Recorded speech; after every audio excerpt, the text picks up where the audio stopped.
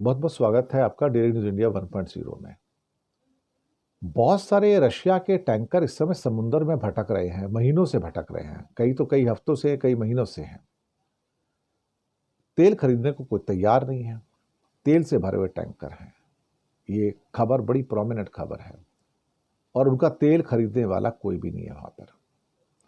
सुना है कि इंडिया ने भी अब टैंकरों से तेल खरीदना बंद कर दिया है। अब कम किया या बंद किया पता नहीं, जो भी है वो तो टाइम बताएगा। अमेरिका ने तो वार्निंग दी है। अब रूस अपने तेल के लिए कोई और एशियाई खरीदार ढूंढ रहा है। इस समय 12 से ज्यादा टैंकर समुद्र में हैं, 12 से ज्यादा इंडियन ओशन में। और ये 12 से ज्यादा टैंकर है, कम से कम 12 टैंकर है। ग्लोबल शिपिंग इंटेलिजेंस फर्म कैपलर, जिसकी मैं बात करता हूं, जो शिप ट्रैकर करते हैं, कि 12 टैंकर इस समय इंडियन ओशन में हैं। और वो मलेशिया, चाइना और ईस्टर्न रशिया के कुछ तटों के पास से कुछ गुजरने वाले हैं। इसमें 1.2 बिलियन बैरल का क्रूड ऑयल लदा हुआ है इन 12 से ज़्यादा टैंकर्स में। अब सवाल ही पैदा होता है कि होगा क्या, इनसे कौन खरीदेगा। भारत ने रूसी तेल खरीदना बंद करके वेनेजुएला से ज़्यादा तेल खरीदने पर सहमति जताई है।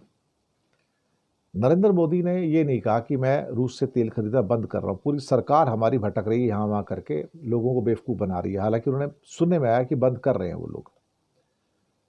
अब इंडोनेशिया जैसे एशियाई देश तो कभी कभार ही रूसी तेल खरीदते हैं, लेकिन फिलहाल ये जो टैंकर भरे हुए हैं इनका क्या होगा साहब।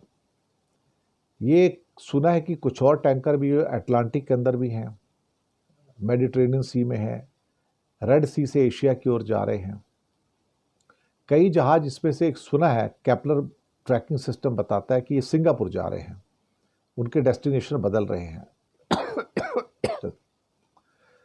अब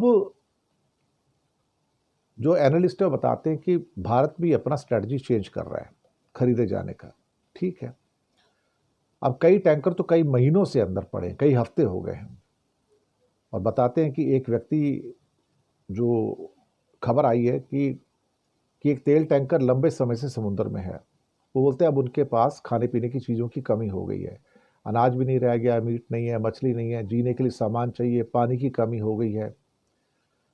और वो बेचारे भूखे हैं वहाँ पर, उनके पास खाना नहीं प्रॉपर। क्रू भी भूखा है, क्रू गुस्से में है। वो कहते हैं हम सिर्फ जिंदा रहने की कोशिश कर रहे हैं। उस जहाज के ऊपर 7.5 लाख बैरल रशियन कच्चा तेल लदा हुआ है। इसकी कीमत करीब $5 करोड़ है, $50 मिलियन। और ये नवंबर की शुरुआत में वहाँ से रशिया से रवाना हुआ था। आज समझो 3 महीने हो गया, तो 3 महीने में सब कुछ उनका खाना पीना खत्म हो गया है। अब वो कहते हैं कि इंटरनेशनल एरिया में है, लेकिन आसपास मॉनिटरिंग बहुत हो रही है, तो अब कोई भी इसको अंदर आने की इजाज़त नहीं दे रहा है। अब इनके क्रू को तनख्वाह भी नहीं मिली है, सैलरी भी नहीं मिली है, बेचारे भटक रहे हैं।